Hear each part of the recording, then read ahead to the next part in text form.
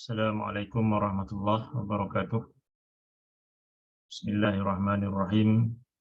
Innal hamdalillah nahmaduhu wa nasta'inuhu wa nastaghfiruh wa na'udzu billahi ta'ala min syururi anfusina wa min sayyiati a'malina.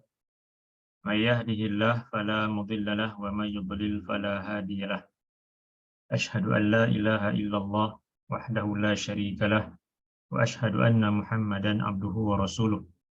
Allahumma salli wa sallim ala nabiyyina Muhammad wa ala alihi wa sahbihi wa man da'a bida'watihi wa jahada bijihadihi wa tamassaka bisunnatihi ila yaumiddin. Allahumma anfa'na bima 'allamtana wa 'allimna ma yanfa'una wa zidna ilma. Subhanaka la ilma lana illa ma 'allamtana innaka antal alimul hakim. Allahumma amin. Alhamdulillah, kita bersyukur kepada Allah SWT dengan izin dan rahmatnya dapat kita bersama-sama lagi dalam kelas hadis mingguan pada pagi ini. Pagi ini insya-Allah kita akan menyambung hadis yang kita lihat pada beberapa minggu yang sebelum ini, iaitu berkenaan dengan cinta Allah. Kita lihat hadis ini.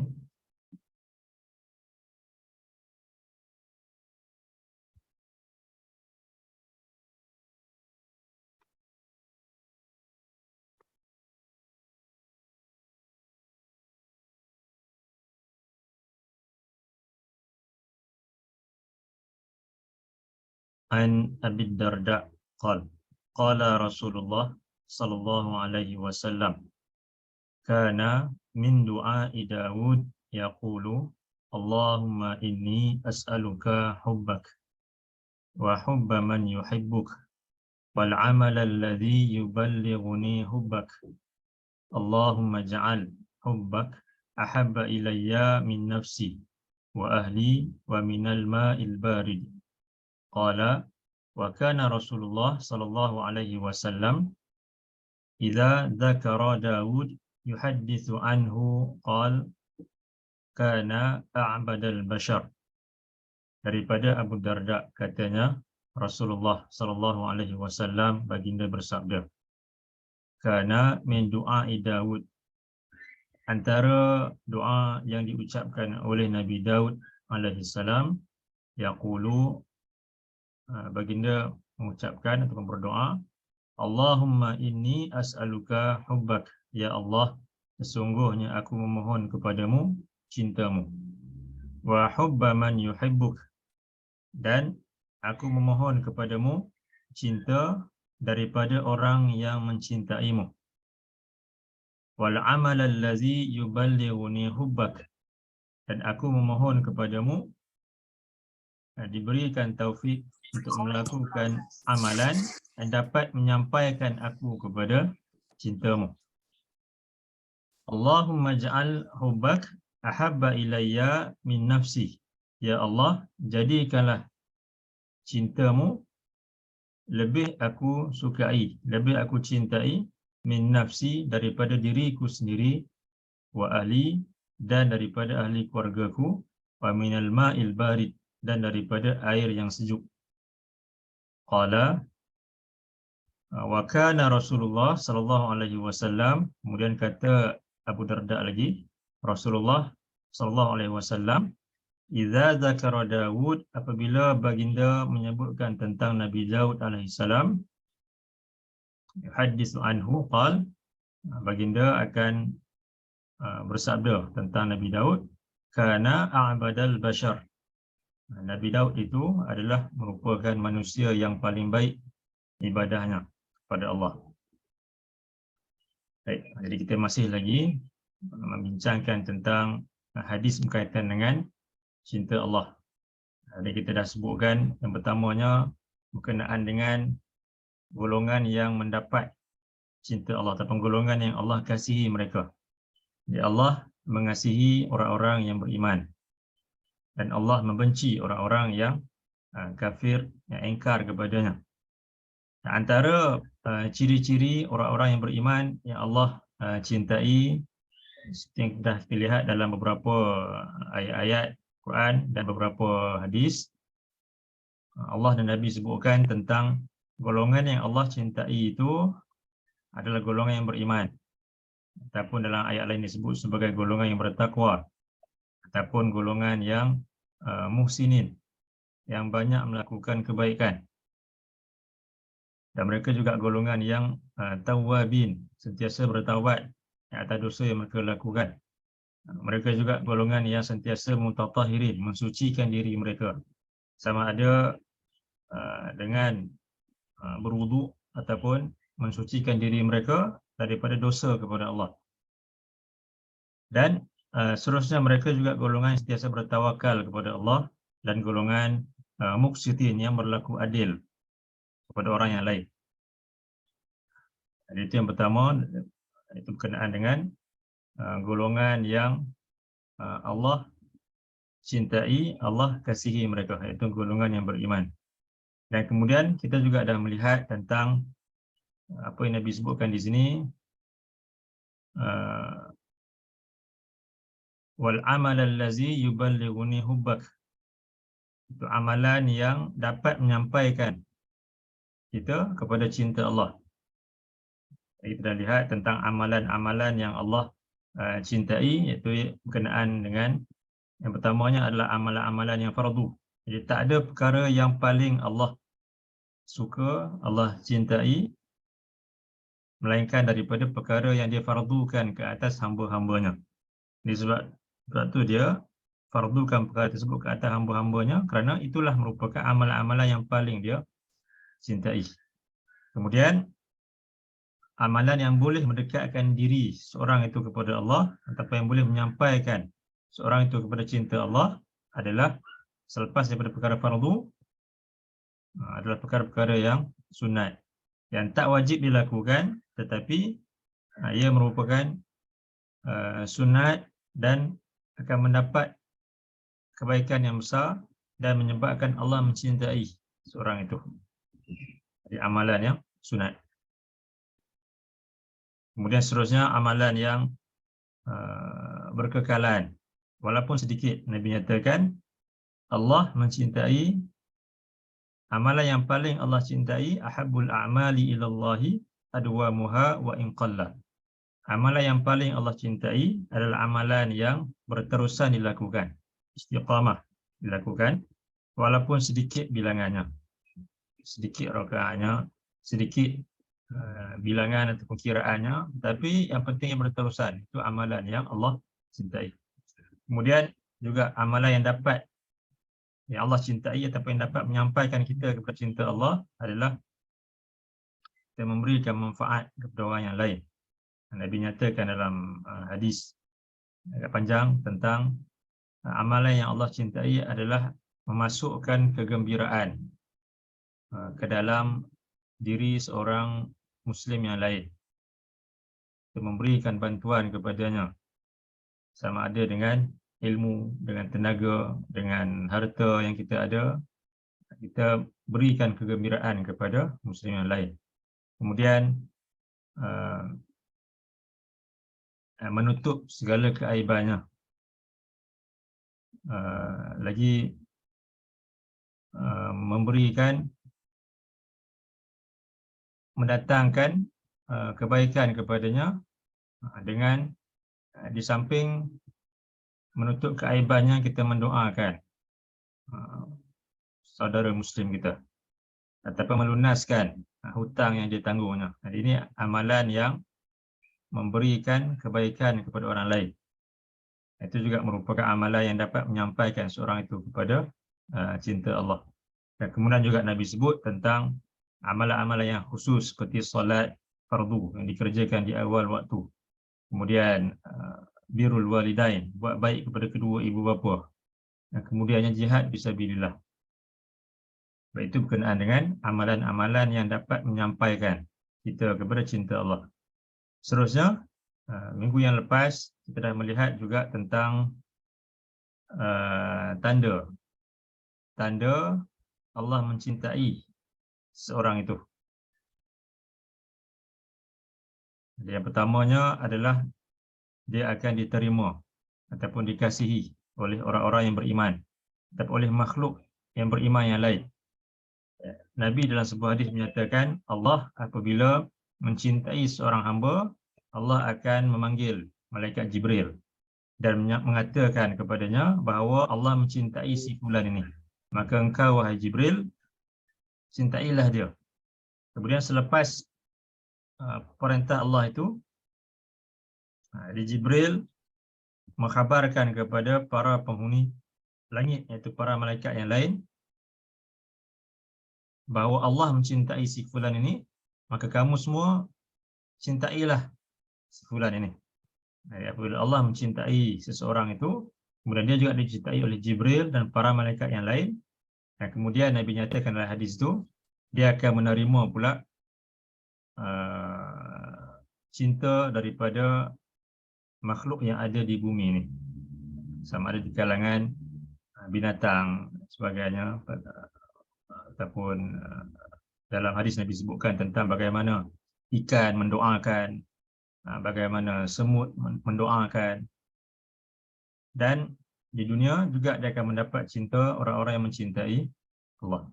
Itu tanda Allah mencintai, mengasihi seorang adalah yang pertamanya dia akan dicintai ataupun diterima di dunia ni, di bumi ni. Dicintai di langit dan kemudian dicintai oleh orang-orang yang beriman atau makhluk yang lain yang ada di dunia ni. Kemudian keduanya, Allah akan memberikan ilmu dan kefahaman kepadanya. Nabi menyebutkan dalam sebuah hadis, "May yuridillahu bihi khairan yufaqihu fid din."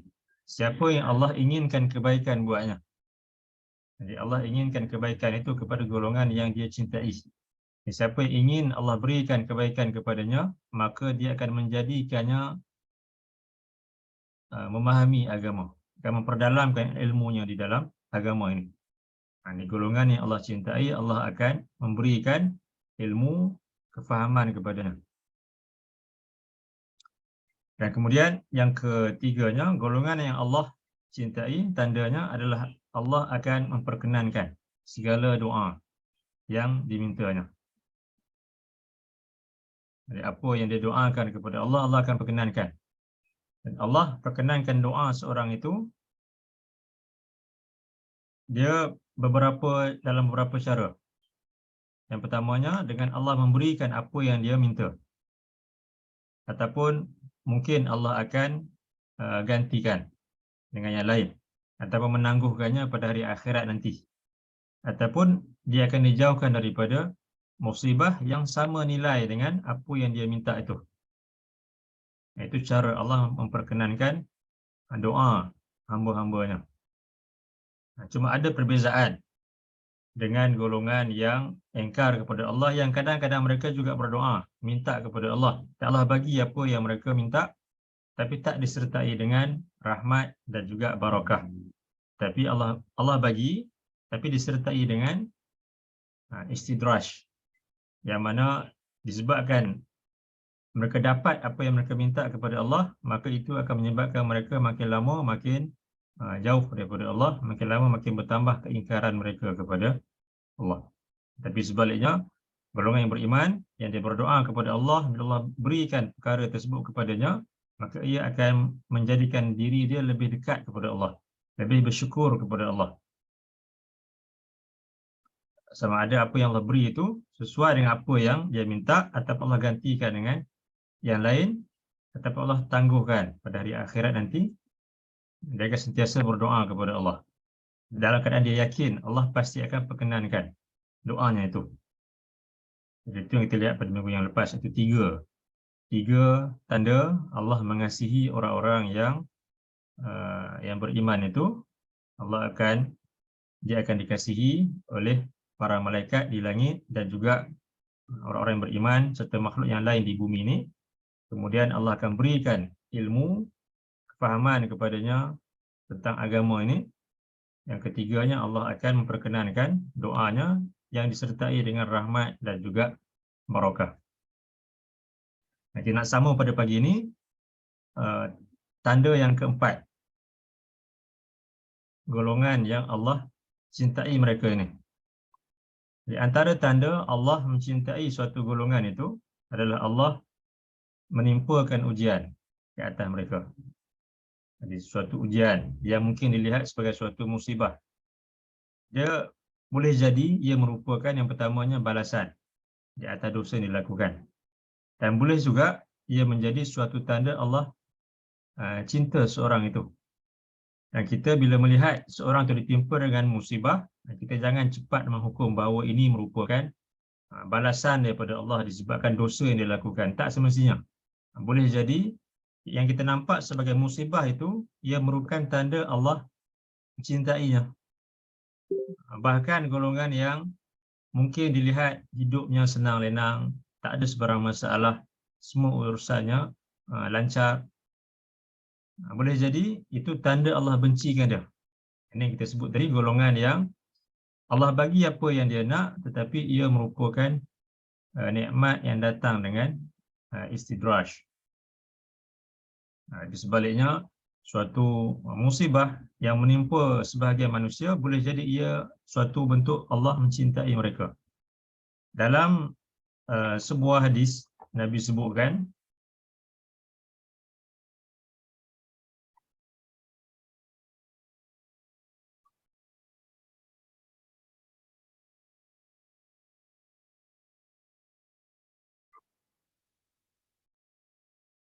"Iza aradallahu bi'abdihi al-khair, ajjala lahul uqubata fid dunya. Wa iza aradallahu bi'abdihi syarr, amsaka anhu bizambih hatta yuwaffa bihi yaumal qiyamah."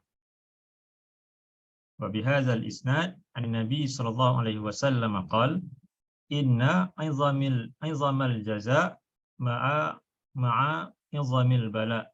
Wa inna Allaha idza ahabba qauman ibtalahum. Faman radiya falahu ar-ridha wa man sakhita falahu as-sakhat." Daripada Anas katanya, Rasulullah sallallahu alaihi wasallam baginda bersabda, "Iza aradallahu bi'abdihi al-khair."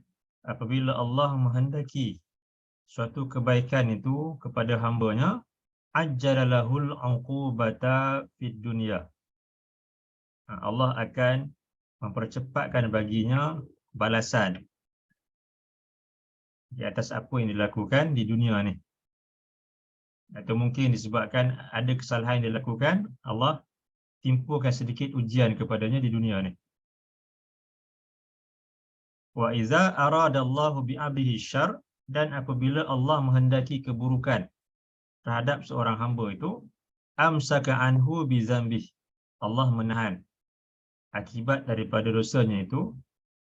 Allah tak berikan ketika di dunia ni, hatta yuwaffa bihi yaumal qiyamah, sehinggalah Allah akan menyempurnakan balasan kepadanya pada hari kiamat nanti. Nabi sebut di sini, siapa yang Allah kehendaki kebaikan ke atasnya, Allah segerakan balasan ataupun akibat atas dosa atau kesalahan yang dilakukan di dunia ni. Allah beri dengan kadar yang sedikit yang mampu untuk dia menanggungnya. Tetapi golongan yang Allah kehendaki keburukan ke atasnya, walaupun di dunia mungkin dilihat dia golongan yang mendapat nikmat yang banyak, tak ditimpa dengan sebarang masalah, tapi sebenarnya Allah tangguhkan balasan buatnya pada hari akhirat nanti dengan balasan yang lebih berat lagi daripada apa yang diterima oleh golongan yang beriman ketika di dunia ni. Dan kemudian dalam hadis yang lain Nabi sebutkan dengan sanad yang sama dengan hadis ni, "Inna 'izamal jazaa ma'a 'izamil bala." Sesungguhnya besarnya suatu ganjaran itu sesuai dengan besarnya suatu ujian. Maknanya makin besarnya ujian atau musibah yang menimpa seorang itu, maka makin besarlah ganjaran yang dia akan terima daripada Allah. Tapi dengan syarat dia redha dan juga sabar menghadapi ujian tersebut. Wa innallaha idza ahabba qauman ibtalahum. Nabi sebut di sini, sesungguhnya Allah apabila dia mencintai suatu kaum, maka dia akan menimpakan ujian ke atas mereka. Jadi sebab itu kita sebutkan antara tanda Allah mencintai seseorang itu, suatu kaum itu, adalah dengan Allah memberikan ujian kepada mereka. Faman radhiya falahur ridha. Maka siapa yang dia redha terhadap ujian tersebut, falahur ridha, maka baginya keredaan daripada Allah. Waman sakhita falahus sakhat. Dan siapa yang dia menjadi marah, tak suka, tak redha dan sebagainya, falahus sakhat, maka baginya kemurkaan daripada Allah. Jadi ini antara tanda Allah mencintai suatu kaum, Allah memberikan ujian ke atas mereka. Dan dengan datangnya ujian tersebut,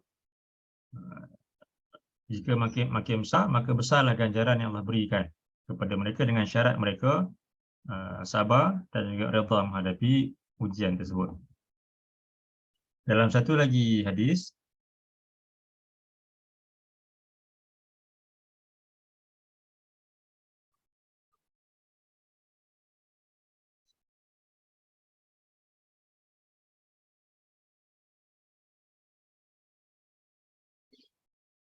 an Mus'ab bin Sa'd an abihi qala qultu ya Rasulullah ayyun nasi ashaddu bala'an qala al-anbiya thumma al-amthal fal-amthal fayubtala ar-rajulu ala hasabi dinihi fa in kana dinuhu sulban ishtadda bala'uh wa in kana fi dinihi riqqah ubtuliya ala hasabi dinihi fama yabrahul bala'u bil 'abdi hatta yatrukahu yamshi 'alal ardi ma 'alaihi khati'ah.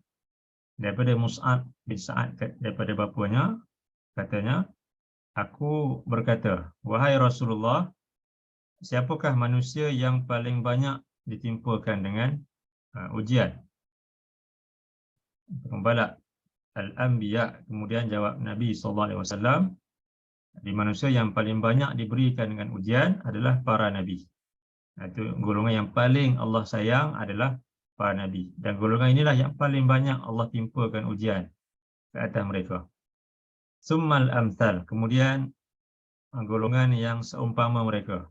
Itu yang dekat dengan mereka, yang bawah sedikit kedudukannya. Fal amthal.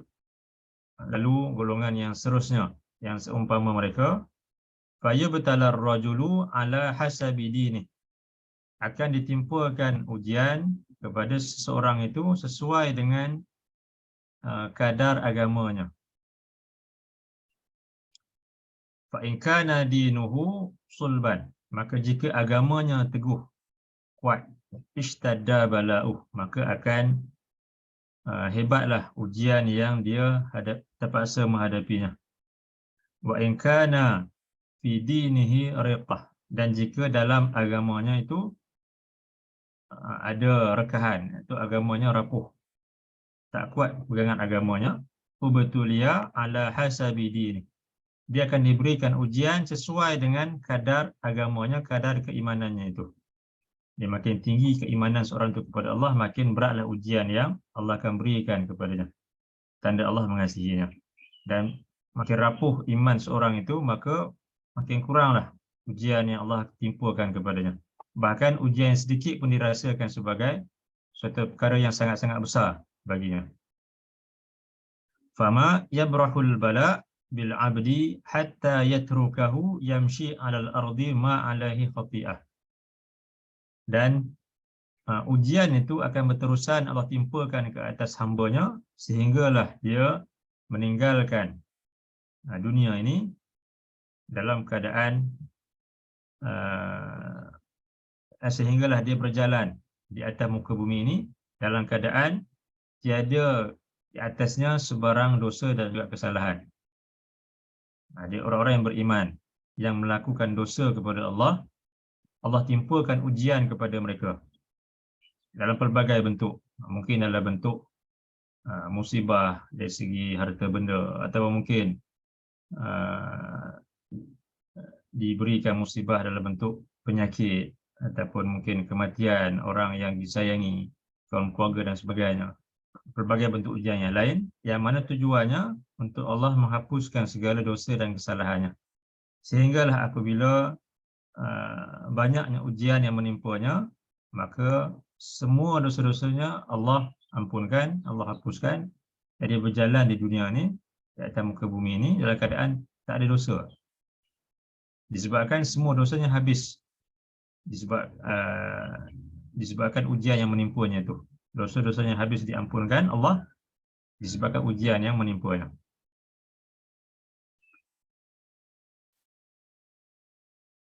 Dalam sebuah lagi hadis,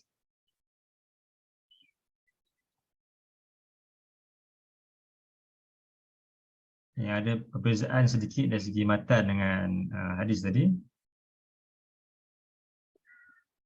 An Abi Sa'id al-Khudri qala dakhaltu 'ala an-nabiy sallallahu alaihi wasallam wa huwa yu'ak fa wada'tu yadi 'alaihi fa wajadtu harrahu baina yaday fawqa al-lihaf fa qultu ya Rasulullah ma ashaddaha 'alaik qala inna kazalika yudha'afu lana al-bala' fa yudha'afu lana al-ajr. Qultu ya Rasulullah ayyun nasi ashaddu bala'an qala al-anbiya. Qultu ya Rasulullah thumma man qala thumma as-salihun. In kana ahaduhum la yubtala bil faqri hatta ma yajidu ahaduhum illa al-aba'ah yuhawwiha wa in kana ahaduhum la yafrahu bil bala' kama yafrahu ahadukum birraha.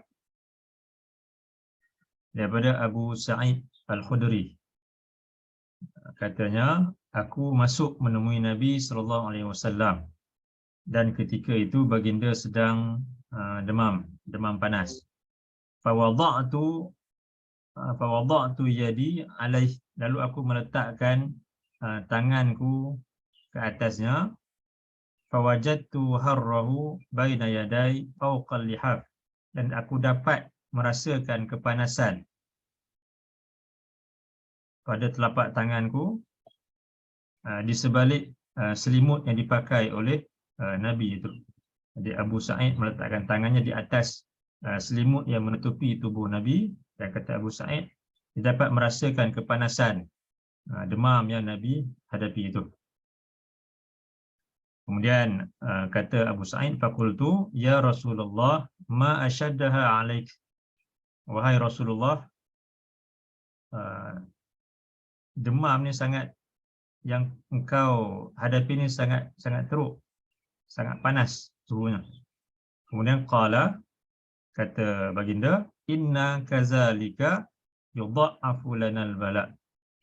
Sesungguhnya kami beginilah, kami akan lipat gandakan ujian ke atas kami. Itu para nabi. Para nabi diberikan ujian yang melebihi orang yang lain. Seperti hadis yang tadi disebutkan. Wa yudha'afu lanal ajr. Dan akan dilipat gandakan juga ganjaran buat kami. Makin susah suatu ujian itu, maka makin tinggilah ganjaran yang Allah akan berikan sesuai dengan ujian tersebut. Qultu ya Rasulullah ayyun nasi asyaddu bala'an. Kemudian aku berkata, iaitu kata Abu Sa'id, aku berkata, wahai Rasulullah, siapakah manusia yang paling dahsyat diberikan dengan ujian? Qala al-anbiya. Lalu jawab baginda, para nabi. Qultu ya Rasulullah thumma man. Kemudian aku berkata lagi, wahai Rasulullah, kemudian siapakah selepas daripada itu? Qala thumma as-salihun. Jawab baginda, kemudian adalah orang-orang yang soleh. In kana ahaduhum la yubtala bil faqri. Benar-benar salah seorang daripada kamu akan diuji dengan kefakiran, hatta ma yajidu ahaduhum illa al-aba'ah. Sehinggalah dia tidak mendapati sesuatu melainkan, dia tidak mempunyai sesuatu melainkan pakaian untuk menutup badannya. Wa in kana ahaduhum la yafrahu bil bala kama yafrahu ahadukum bir raha. Dan benar-benar salah seorang di kalangan kamu dia berasa gembira dengan ujian yang dia hadapi kerana dia tahu Allah sedang hendak memberikan ganjaran kepadanya. Dan itu merupakan tanda Allah mencintainya. Nabi nyatakan di sini, benar-benar salah seorang daripada kamu dia merasa gembira dengan ujian yang menimpanya, seperti mana salah seorang di kalangan kamu berasa gembira dengan kesenangan yang dia memilikinya. Di sini Nabi sebutkan tentang manusia yang paling banyak diberikan dengan ujian adalah para nabi, dan mereka lah golongan yang paling Allah cintai, paling Allah kasihi.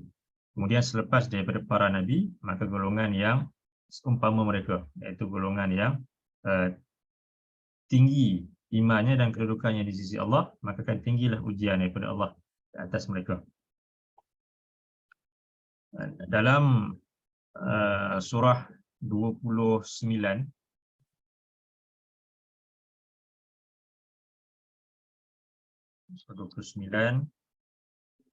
dalam ayat yang daripada ayat yang pertama tu,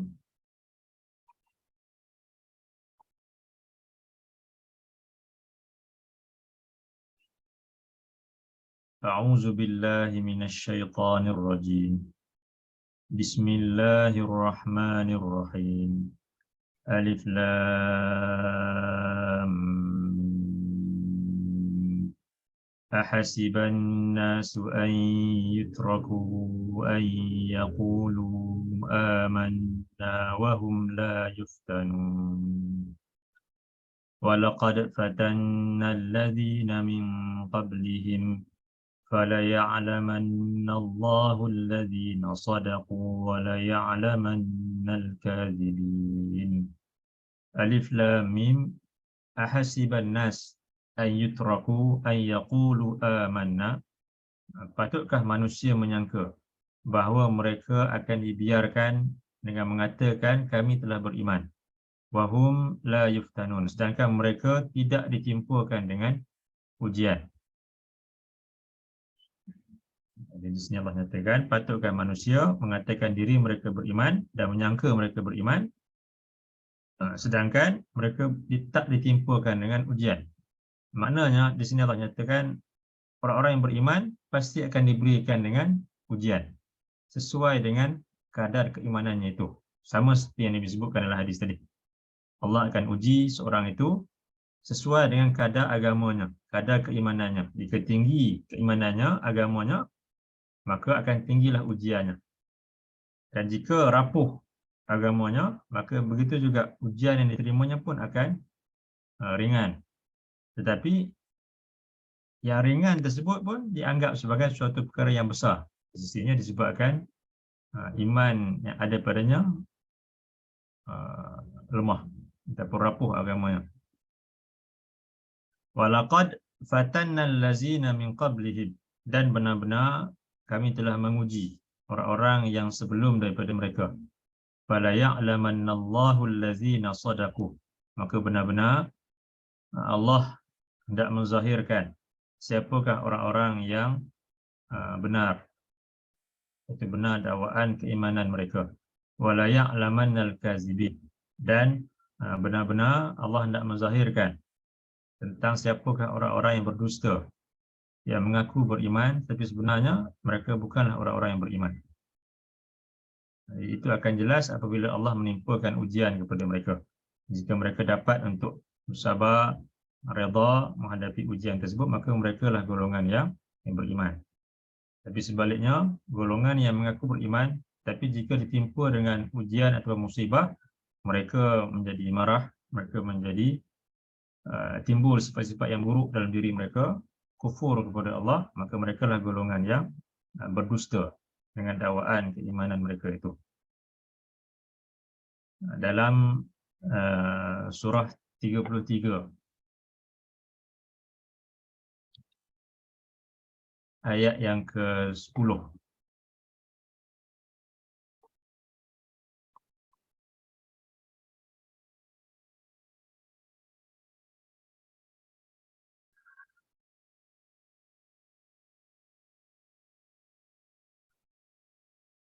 A'udzu billahi minasyaitonir rajim.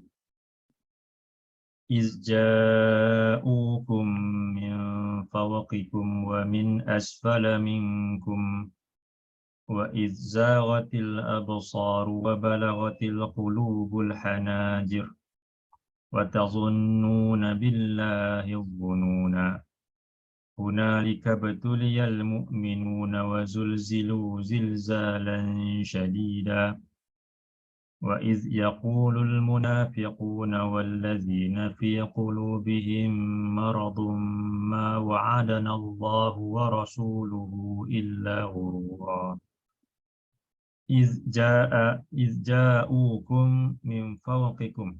Ingatlah tak kala tentera-tentera musuh itu datang, hendak menyerang kamu daripada sebelah atas, sebelah utara kamu. Wa min asfala minkum, dan daripada sebelah bawah kamu, sebelah selatan kamu. Wa iz zaghatil absar, dan ingatlah ketika itu pandangan mata kamu terbeliak. Wa balaghatil qulubul hanajir, dan halkum kamu ataupun tenggorokan kamu, hati kamu naik, dan hati-hati kamu naik ke tengkuk kamu. Wa balaghatil qulubul hanajir, dan hati-hati kamu naik ke tengkuk kamu. Itu nak menunjukkan perasaan takut dan cemas yang teramat sangat, rasa sesak dada tu. Wa tazunnuna billahi dhununa, dan kamu menyangka terhadap Allah dengan pelbagai sangkaan. Ayat ini turun kepada Nabi dan juga para sahabat ketika berlakunya peperangan Khandaq.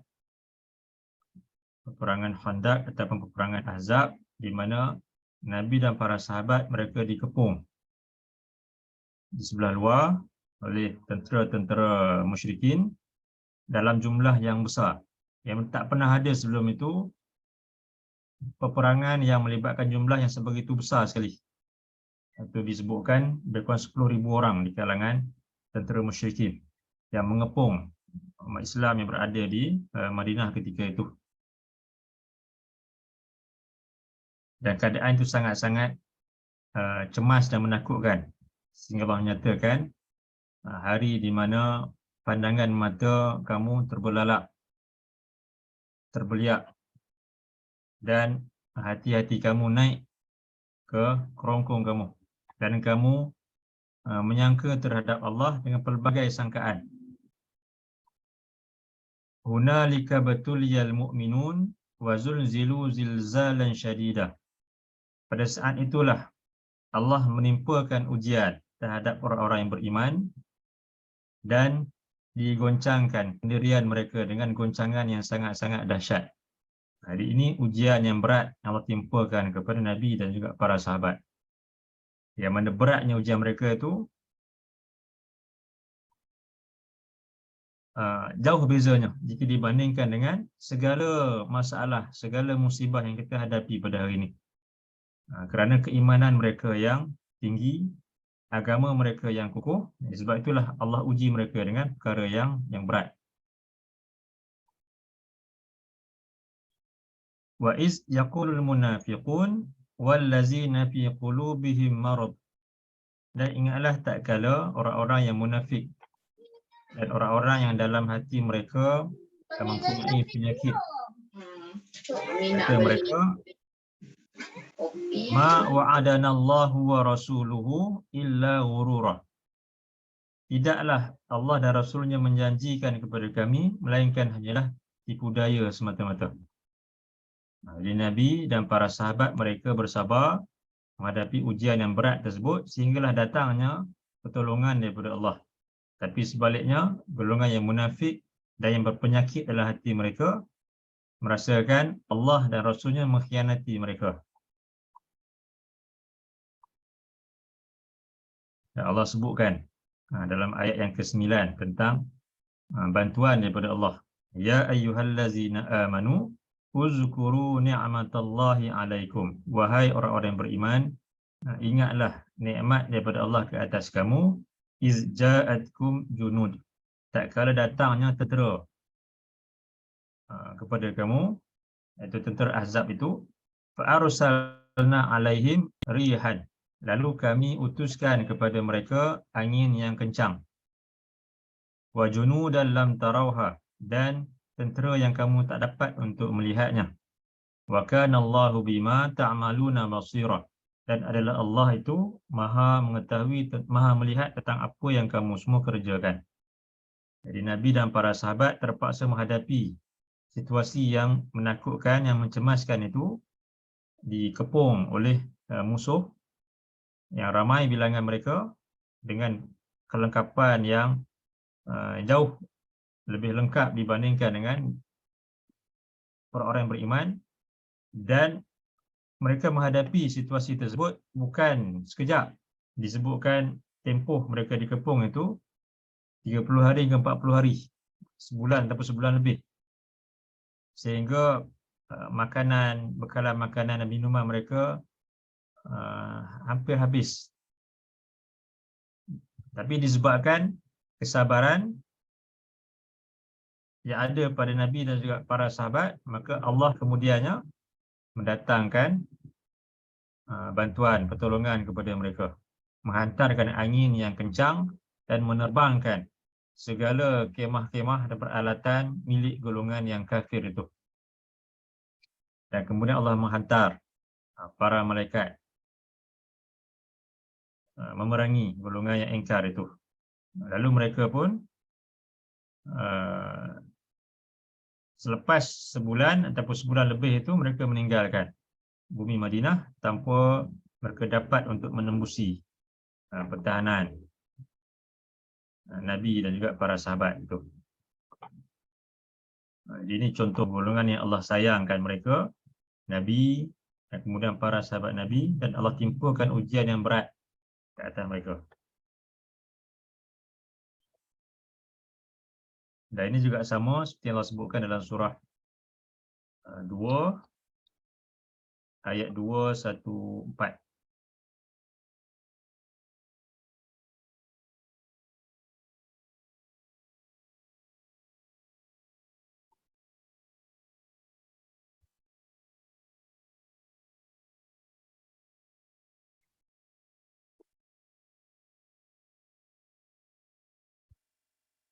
A'udzu billahi minasyaitonir rajim.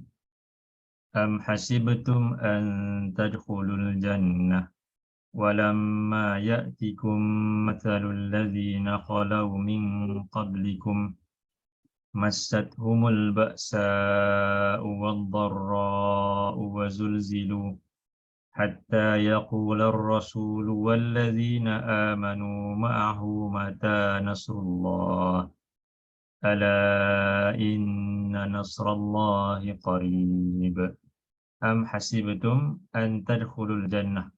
Apakah kamu menyangka bahawa kamu dapat untuk masuk ke dalam syurga? Walamma ya'tikum masalul ladzina qalau min qablikum. Sedangkan belum datang kepada kamu, belum menimpa kamu ujian seperti mana ujian yang telah menimpa orang-orang yang sebelum daripada kamu. Massathumul ba'sa wad-dharra. Mereka ditimpa dengan kesusahan dan penderitaan. Wazulzilu, dan digoncangkan pendirian mereka. Hatta yaqular rasul wallazina amanu ma'ahu mata nasrullah. Sehinggalah Rasul dan orang-orang yang beriman yang bersama dengannya mengatakan, bilakah akan datang pertolongan daripada Allah? Ala inna nasrallahi qarib. Ketahuilah sesungguhnya pertolongan daripada Allah itu adalah dekat. Jadi ayat ini juga disebutkan turun kaitan dengan peristiwa peperangan Ahzab ataupun peperangan Khandaq itu, yang mana para Nabi dan juga para sahabat Allah uji dengan ujian yang sangat-sangat berat ke atas mereka. Dan Allah menimpakan ujian kepada orang-orang yang beriman. Antara tujuannya seperti yang disebutkan dalam hadis tadi adalah untuk Allah hapuskan dosa-dosa mereka. Jadi Allah sayangkan orang-orang yang beriman. Jadi Allah uji mereka dengan ujian ataupun musibah, tujuannya untuk menghapuskan dosa-dosa mereka.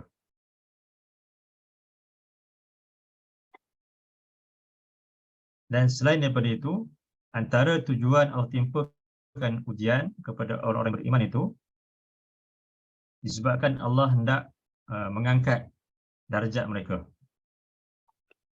Dalam surah 3 ayat 33.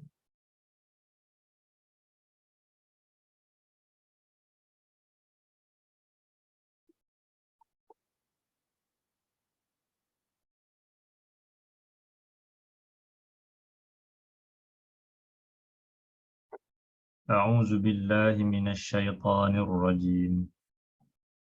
Inna Allah astafa Adam wa Nuhan wa ala Ibrahim wa ala Imran 'alal 'alamin.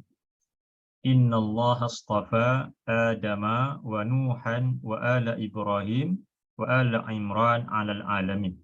Sesungguhnya Allah telah memilih Nabi Adam, wa Nuh dan Nabi Nuh, wa ala Ibrahim dan keluarga Nabi Ibrahim, wa ala Imran dan keluarga Imran 'alal alamin. Allah memilih mereka, melebihkan mereka di atas sekalian alam. Jadi tinggi kedudukan mereka. Dzurriyyatan ba'daha min ba'din. Mereka merupakan suatu keturunan yang berasal daripada keturunan yang lain. Wallahu sami'un alim. Dan Allah itu Maha mendengar lagi Maha mengetahui. Nabi Adam, Nabi Nuh, Nabi Ibrahim dan keluarga mereka, keluarga Nabi Ibrahim dan kemudian keluarga Imran, Allah timpakan ujian kepada mereka kerana Allah hendak memilih mereka dan melebihkan darjat mereka di atas sekalian alam. Nabi Ibrahim contohnya Allah sebutkan dalam surah 2 ayat 1, 2, 4.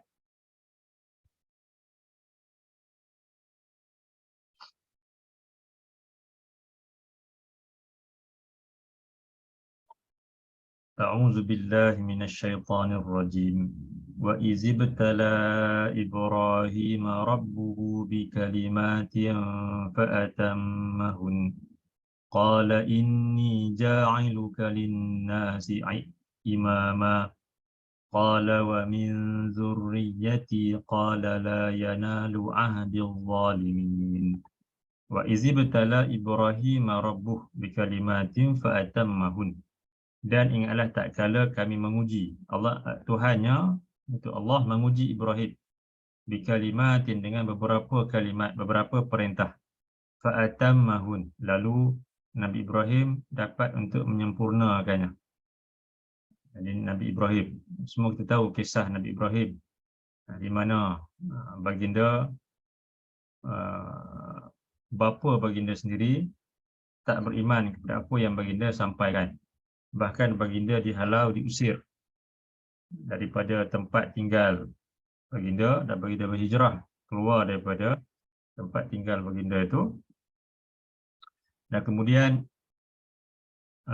baginda juga diuji dengan berkahwin lama tapi tidak mempunyai anak. Sehinggalah apabila sampai kepada umur tua baginda, Allah kurniakan dengan Nabi Ismail. Yang ketika itu, ketika Nabi Ismail lahir, maka umur Nabi Ibrahim telah pun lanjut. Dan selepas kelahiran Nabi Ismail sampai kepada umur kanak-kanak ataupun remaja, maka Allah perintahkan pula, Allah uji Nabi Ibrahim supaya menyembelih Nabi Ismail. Nah, sebelum tu lagi Allah uji Nabi Ibrahim dengan memerintahkan supaya ditinggalkan Nabi Ismail dan juga Hajar di Mekah yang ketika itu tak ada apa-apa. Tak ada sebarang tempat tinggal, tak ada sebarang sumber makanan atau minuman, dan tak ada seorang pun penduduk di Mekah ketika itu. Tapi Allah perintahkan Nabi Ibrahim supaya tinggalkan Nabi Ismail dan ibunya, itu Hajar di situ. Dan kemudian selepas Nabi Ismail sampai kepada umur kanak-kanak ataupun remaja, maka diperintahkan pula untuk menyembelih Nabi Ismail itu. Dan Nabi Ibrahim melaksanakan segala perintah Allah. Fa'atammahud.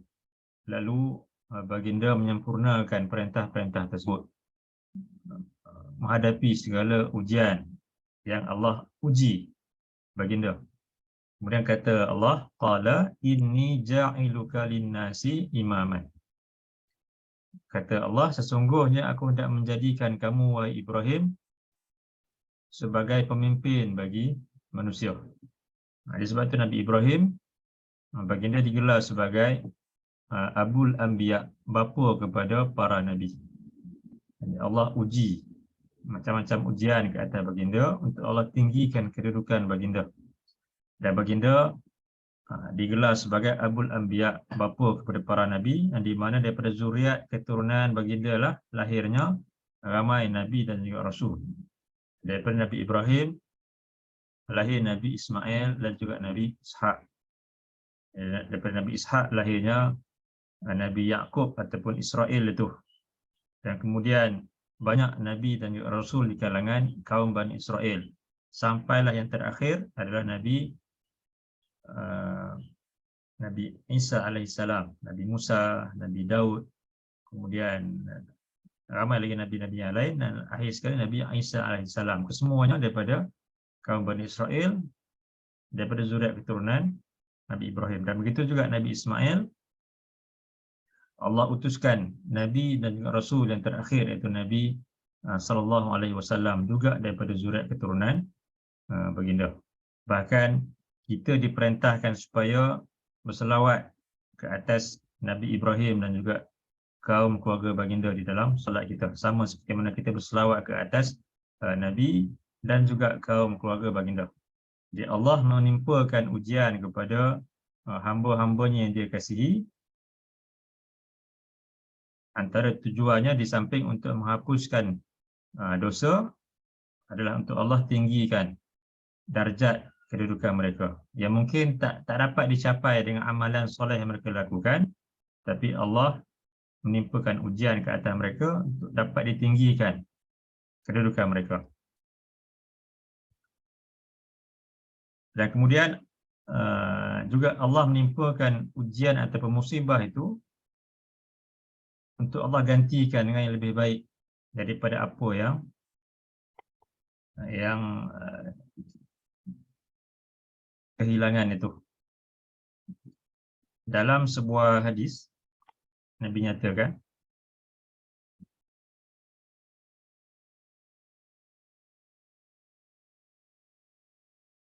ma min abdin tusibuhu musibah fayaqulu inna lillah wa inna ilaihi raji'un. Allahumma ajurni fi musibati wa ahlif li khairan minha illa ajarahullahu fi musibatihi wa ahlafa lahu khairan minha. Tiada seorang pun daripada seorang hamba yang ditimpa dengan musibah lalu dia menyebutkan inna lillah wa inna ilaihi raji'un, sesungguhnya kita ini milik Allah dan sesungguhnya kita ini akan kembali kepadanya. Dan kemudian dia menyebutkan doa ini, Allahumma ajurni fi musibati, ya Allah berikanlah ganjaran kepadaku disebabkan musibah yang menimpaku ini. Wa ahlif li khairan minha, dan berikanlah ganti kepadaku dengan yang lebih baik daripada apa yang aku kehilangan ini. Illa ajarahullahu fi musibati, melainkan Allah akan memberikan ganjaran kepadanya disebabkan ujiannya itu, ujian yang menimpanya itu. wa ahlafa lahu khairan minha, dan kemudian dia akan menggantikannya dengan yang lebih baik daripada apa yang dia kehilangan itu. Dan kemudian jadi hadis ni diriwayatkan daripada Ummu Salamah. Itu salah seorang daripada isteri Nabi sallallahu alaihi wasallam. Yang ketika itu Ummu Salamah kematian suami yang sebelum Nabi, iaitu Abu Salamah.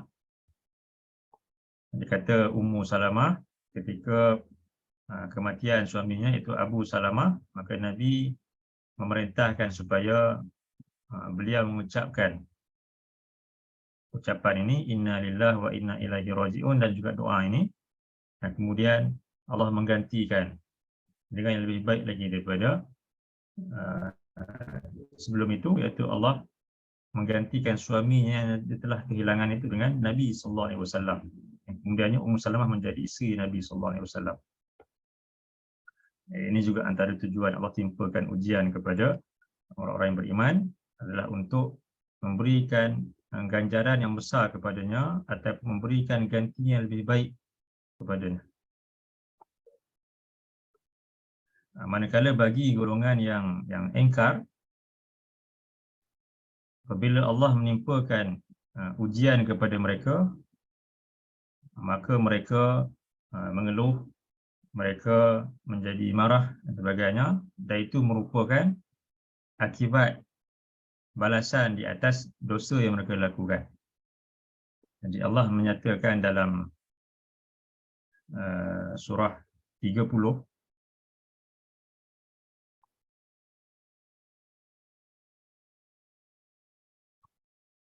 ayat 41,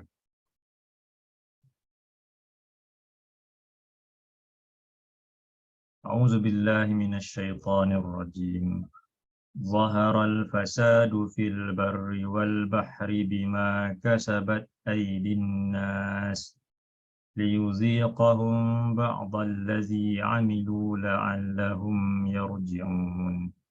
Zaharal fasadu fil barri wal bahri, telah timbul pelbagai kerosakan di daratan di lautan, bima kasabat aydin nas, disebabkan perbuatan-perbuatan tangan-tangan manusia, disebabkan dosa-dosa yang mereka lakukan. Liyuziqahum ba'dallazi 'amilu, kerana Allah hendak menyebabkan mereka merasa akibat sebahagian daripada apa yang mereka lakukan, akibat daripada dosa yang mereka lakukan. La'allahum yarji'un, supaya mereka semua kembali menjadi insaf dan bertaubat kepada Allah. Di musibah itu, dia sama ada ia suatu ujian daripada Allah ke atas orang-orang yang beriman, untuk Allah hapuskan dosa-dosa mereka, untuk Allah angkat darjat mereka, ataupun untuk Allah berikan ganjaran ataupun ganti yang lebih baik daripada yang sebelumnya. Di sebaliknya, musibah yang menimpa golongan yang kafir yang ingkar kepada Allah, maka ia merupakan suatu balasan daripada Allah disebabkan dosa ataupun maksiat yang mereka lakukan, dan juga ia menjadi suatu amaran daripada Allah supaya mereka kembali insaf dan bertaubat kepadanya. Jika ujian tersebut menjadikan dia kembali insaf dan bertaubat kepada Allah, maka Allah kasihkan dia disebabkan itulah Allah timpakan ujian itu kepadanya, dan kemudian dia kembali kepada Allah.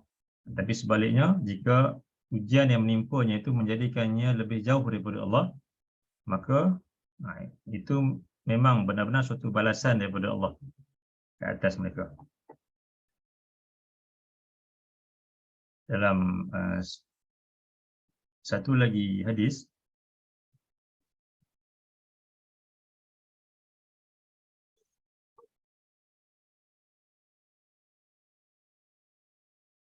an Anasin qala Rasulullah sallallahu alaihi wasallam, idza aradallahu bi'abdin khairan ista'malahu. Faqila kaifa yasta'miluhu ya Rasulullah? Qala yuwaffiquhu li'amalin salihin qabla al-maut. Daripada Anas katanya, Rasulullah sallallahu alaihi wasallam baginda bersabda, Apabila Allah menghendaki kebaikan kepada hamba-Nya, maka dia akan menjadikannya melakukan amalan. Kemudian baginda ditanya, kaifa yasta'miluhu ya Rasulullah? Bagaimanakah, apakah yang dimaksudkan dengan Allah menjadikannya melakukan suatu amalan itu? Dengan jawab baginda, yuwaffiquhu li'amalin salihin qabla al-maut. Allah akan memberikan taufik kepadanya untuk dia melakukan amalan yang soleh sebelum daripada kematian datang kepadanya. Jadi Allah apabila dia mencintai seorang hamba itu, maka dia akan memberikan taufik kepadanya untuk dia dapat melakukan amalan yang soleh sebelum dia meninggal dunia. Walaupun mungkin sepanjang hidupnya itu dia merupakan golongan yang banyak melakukan dosa, maksiat kepada Allah, tapi jika Allah nakkan kebaikan buatnya, maka Allah akan berikan kesempatan kepadanya untuk bertaubat dan memberikan taufik kepadanya untuk dia melakukan amalan soleh sebelum dia meninggal dunia. Jadi kita kembali kepada hadis yang utama yang kita baca pada pagi ini berkenaan dengan cinta daripada Allah. Jadi hari ini kita lihat sambungan daripada minggu yang lepas. Tanda Allah mencintai seseorang itu adalah yang pertamanya adalah Allah akan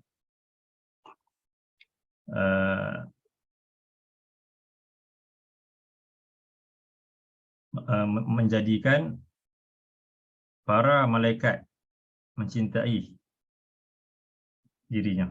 Begitu juga manusia yang beriman yang ada di bumi juga akan mencintainya. Yang keduanya, Allah akan memberikan ilmu dan kefahaman kepadanya tentang agama ini. Yang ketiga, Allah akan memperkenankan doanya disertai dengan rahmat dan juga barakah. Dan yang keempat, terlihat pada pagi ini, tanda Allah mencintai suatu golongan itu adalah Allah menimpakan ujian kepadanya. Tujuannya untuk Allah hapuskan dosanya, untuk Allah angkat darjatnya, untuk Allah berikan kebaikan atau ganti yang lebih baik daripadanya. Sebab itu bila kita melihat seorang ditimpa dengan musibah, kita bersangka baik kepadanya dan kita mendoakan kebaikan buatnya. Mudah-mudahan ini suatu tanda Allah mencintai dirinya. Baik. Jadi untuk pagi ini setakat ini dulu. InsyaAllah kita akan bertemu dalam kelas akan datang. Jadi sebelum kita akhiri, ada apa-apa soalan?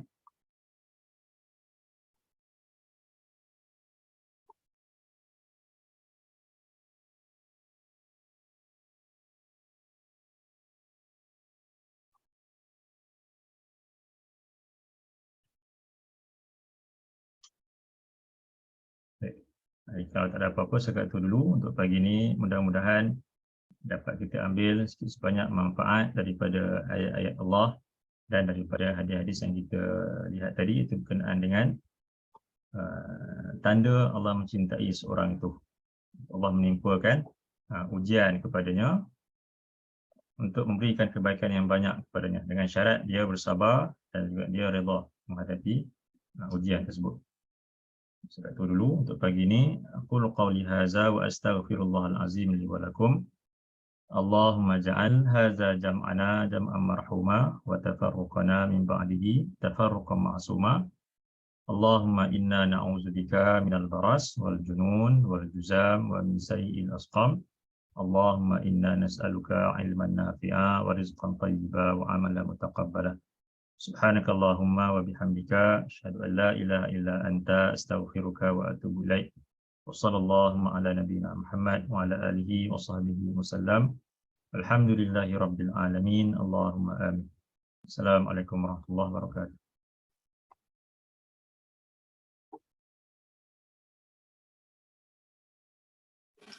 Waalaikumsalam warahmatullahi wabarakatuh, Ustaz. Jazakallah khairan. Waalaikumsalam.